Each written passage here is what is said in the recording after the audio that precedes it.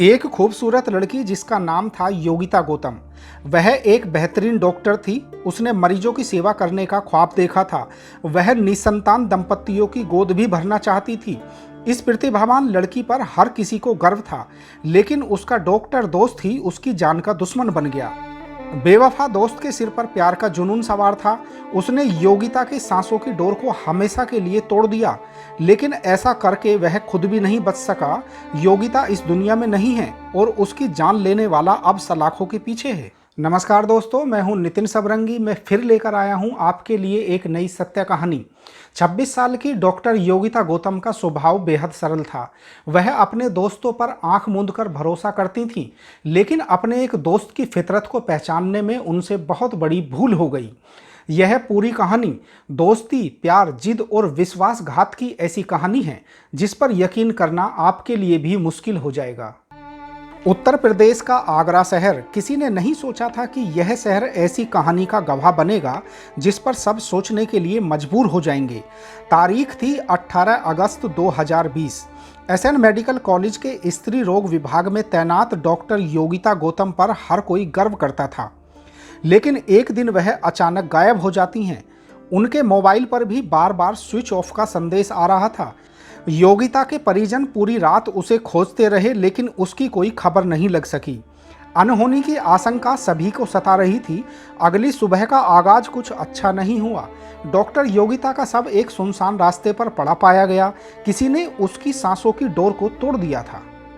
योगिता के परिजनों ने डॉक्टर विवेक तिवारी के खिलाफ मुकदमा लिखा दिया। विवेक तिवारी योगिता से शादी करने की जिद कर रहा था और उसे अक्सर परेशान करता था। योगिता ने अपने परिजनों को भी इस बात की जानकारी दे दी थी। डॉक्टर विवेक तिवारी उरई में तैनात था। जिले के एसएसपी बबलू कुमार के निर्देश पर पुलिस टीमें तहकीकात में जुट गईं। एसएन मेडिकल कॉलेज के डॉक्टर भी योगिता के केस का खुलासा जल्द चाहते थे। योगिता सच्ची कोरोना योद्धा थी। उसने पहली कोरोना संक्रमित एक गर्भवती महिला का प्रसव भी कराया था। पुलिस को योगिता की कॉल डिटेल में डॉक्टर विवेक तिवारी का नंबर भी मिला। उसकी लोकेशन भी आगरा में पाई गई। कड़ियों के जुड़ते ही पुलिस ने बिना देर किए अगले ही दिन डॉक्टर विवेक को कस्टडी में ले लिया और उससे पूछताछ की। उससे की गई विस्तृत पूछताछ में जो कहानी निकलकर सामने आई वह बेहद चौंकाने वाली थी। विवेक के सिर पर डॉक्टर योगिता से शादी करने का जुनून सवार था। वह हर सूरत में उससे शादी करना चाहता था। जुनून ऐसा था कि डॉक्टर योगिता की मर्जी क्या है इसके मायने भी उसके लिए खत्म हो गए थे। योगिता और विवेक की मुलाकात साल 2009 में मुरादाबाद के तीर्थकर मेडिकल कॉलेज में एमबीबीएस की पढ़ाई के दौरान हुई थी। बहुत जल्द दोनों की यह मुलाकात दोस्ती में बदल गई। खुशी खुशी दोनों का रिश्ता चल रहा था और वक्त भी तेजी से बीत रहा था। योगिता को लेकर विवेक भविष्य के सपने सजाने लगा था। योगिता दिल्ली की रहने वाली थी, जबकि विवेक कानपुर का। इस बीच योगिता का एमबीबीएस कंप्लीट हुआ तो वह एसएन मेडिकल कॉलेज आगरा में पीजी करने आ गई, जबकि विवेक उरई चला गया। दोनों के बीच फोन पर बात हुआ करती थी और विवेक योगिता से मिलने आगरा भी आ जाता था। वक्त अपनी गति से चलता रहा। वक्त की अपनी रफ्तार होती है। वह किसी भी इंसान की ख्वाहिश का गुलाम नहीं होता। विवेक योगिता से एक तरफा प्यार करता था। वह अपने रिश्तों को शादी में बदलना चाहता था। एक दिन उसने इस मुद्दे पर योगिता से बात की तो उसने इनकार कर दिया, क्योंकि योगिता का ऐसा कोई इरादा नहीं था। इस बात पर दोनों में अनबन हो गई, जिसके बाद दोनों में दूरियां बढ़ने लगीं। विवेक बार बार शादी की जिद करके योगिता को धमकियां देता था। यह बात योगिता ने अपने परिजनों को भी बता दी थी कि विवेक उसे शादी को लेकर परेशान कर रहा है। योगिता के इनकार से विवेक को लगता था कि उसके अहम को ठेस पहुंचाई जा रही है। योगिता ने उसे बार बार समझाने का प्रयास किया, लेकिन वह उसकी कोई बात सुनने को तैयार नहीं था। वह दिन रात इसी उधेड़-बुन में रहता था कि योगिता से शादी करने की अपनी जिद को आखिर कैसे पूरा किया जाए। योगिता उसकी सारी प्लानिंग से पूरी तरह अनजान थी।